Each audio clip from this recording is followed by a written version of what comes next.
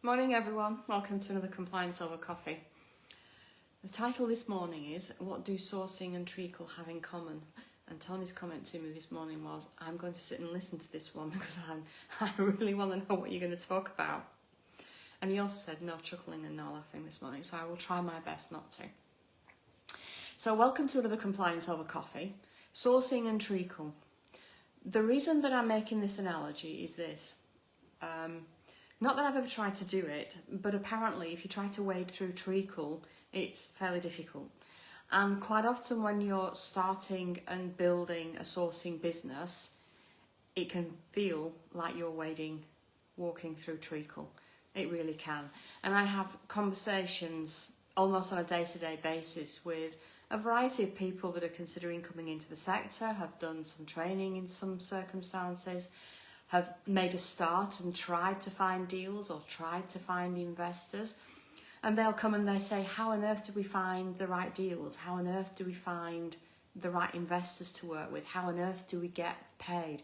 How on earth do we make this business work on a day-to-day basis? Because whilst any course is fantastic at the time when you're doing it, and you get a lot of buzz from being on courses, and trust me, I've been there, I've done it.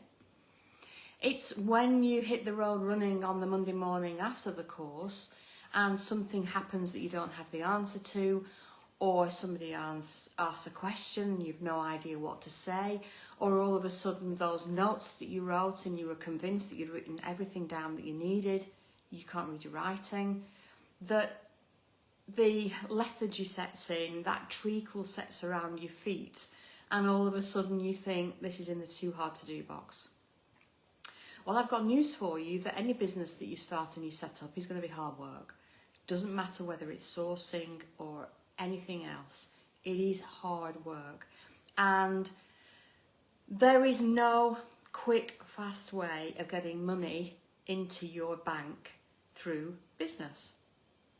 Not that I'm aware of, unless any of you can tell me why. If you win the lottery, I suppose, it's a pretty quick way of getting money in the bank.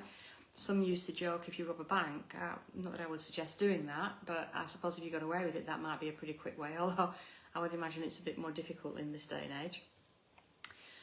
So starting your business will be like wading through treacle. Prepare yourself for it. It is not going to be a walk in the park in spring with the daffodils blooming either side, with the sun shining through the trees and everyone smiling at you. That is not going to happen. Prepare yourself for the walking through treacle bit. If you're prepared for it, you accept it's going to come, you accept that it's at periods of time that you have to get through, then you're better prepared than those that think it's all going to be roses around the door. And trust me when I say that the treacle doesn't go away once you set up and you're operating. It will come back, and sometimes even thicker around your feet, for various other aspects of your business, especially when you start wanting to build or develop or move into slightly other areas.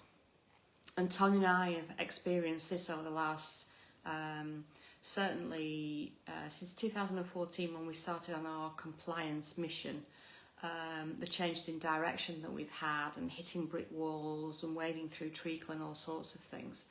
So come into the sector with the knowledge that it's not going to be an easy ride, it's what you really, really want to do, and you are prepared to wade through treacle at times if that's what it takes to achieve the goal.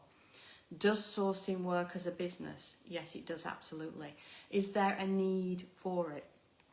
I saw a post yesterday on Facebook, or was it this morning? I'm not on Facebook all of the time. I tend to sort of catch up in chunks.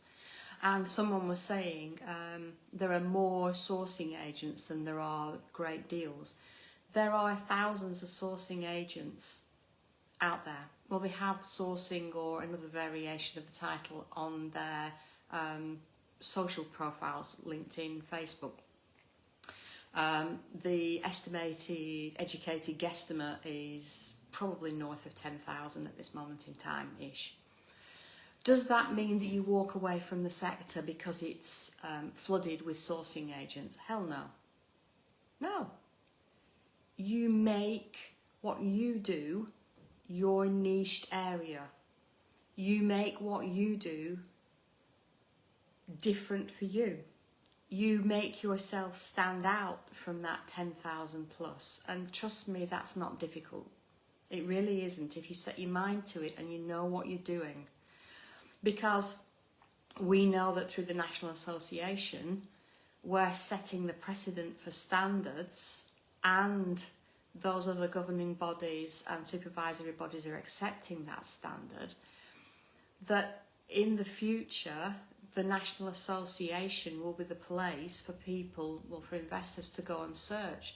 So being able to join the National Association and use that trademark, because we have 92 members now, I was told yesterday, 92 members.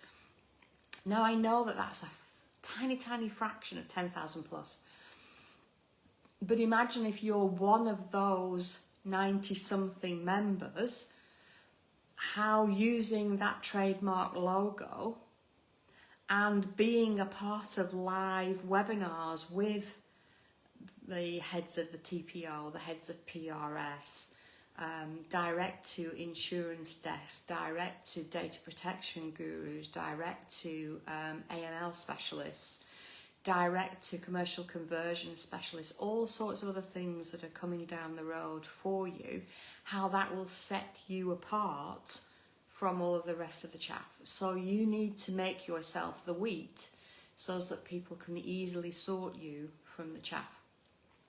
So yes, there will be aspects of treading through treacle, sometimes waist deep. Trust me, we do it, we've done it, and we will continue to have to do it as we tread the road that we're treading going forward. We accept that. We accept that there are going to be tough times, and all of you have to accept that.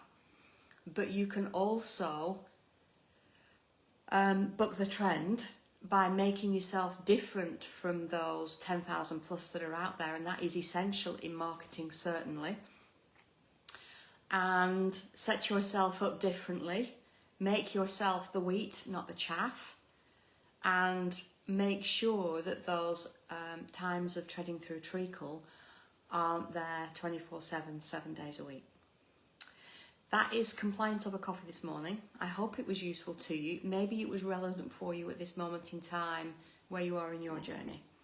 We're here if you've got any struggles. Put your posts up, your questions. If you're interested in the National Association, in NAPSA, just message either myself or Tony, and we have guides that we can direct you to, that you can download.